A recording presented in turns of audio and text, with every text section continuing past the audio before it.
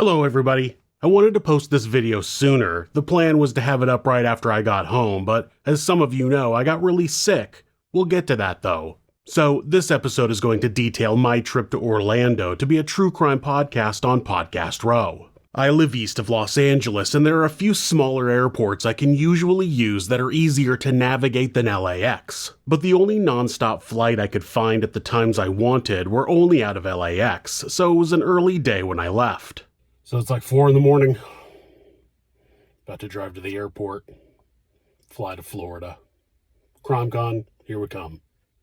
I like early flights because the airport tends to be less busy. If you travel a lot, you need to get TSA pre-check. I just breeze past everyone in line. Don't need to take off my shoes, don't need to take my laptop out of my backpack. It's worth the $80 one-time fee. Unfortunately, I'm not going to need it anymore once we move since it's only for US airports. I love flying. Long trips can be exhausting, but I love the feeling of taking off. It had been a while since I'd been to Orlando, and my first question is, why are the roads in such bad shape when there are so many goddamn toll roads? Where's the money going? Clearly not to road maintenance.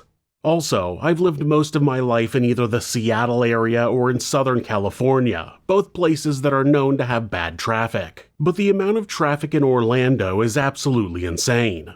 At all times of day, the roads were just packed with cars. I got into Orlando on Thursday afternoon and stayed at a hotel right down the street from the convention. I had a small checked suitcase that was just filled with the stuff that I was going to give away, coasters and stickers. The convention didn't start until noon on Friday, so I had some time in the morning to get my booth set up.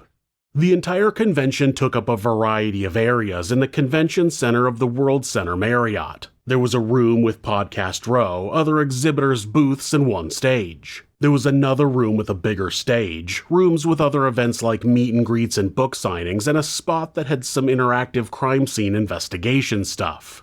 My booth was at the end of one row of podcast booths, and it was right by one of the stages.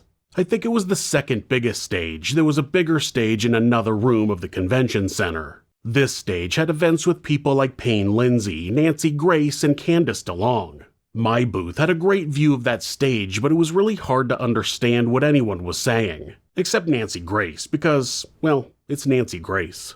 I had a great mix of people who were already fans of the show and people who had never heard of it come by. I was giving out stickers as well as coasters that have a QR code that links to my YouTube channel. I've gotten messages from some of my fans who assumed people would be flocking to my table, but it wasn't like that. There are so many true crime podcasts out there that I was a medium-sized fish in a giant ocean. I hadn't heard of at least 3/4 of the other podcasts on Podcast Row. So it was understandable that most of the people who came to my table hadn't heard of This Is Monsters. I definitely had more people come by that were fans than last year, but it was still a minority. I appreciate all of those fans who stopped by, and if you're watching this, I want to thank you again for your support.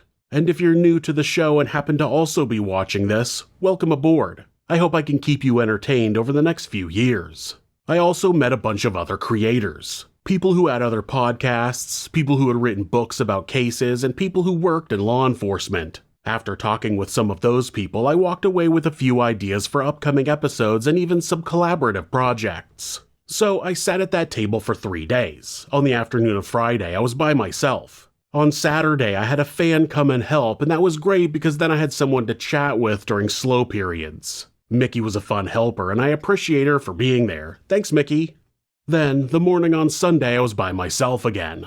I took my banner down at about 2 p.m. and headed to the airport. It was a fun time, but as to be expected, I picked up a bunch of germs while I was there. In the few days after I got home, I felt a little off, and then it hit me hard. I had a terrible cold, coughing, stuffed up, tired. Fortunately, no fever and a COVID test was negative, but I spent the next week getting almost nothing productive done. Eventually, I got better and got back on track, and now we're a month away from moving, so things are going to start to pick up steam here.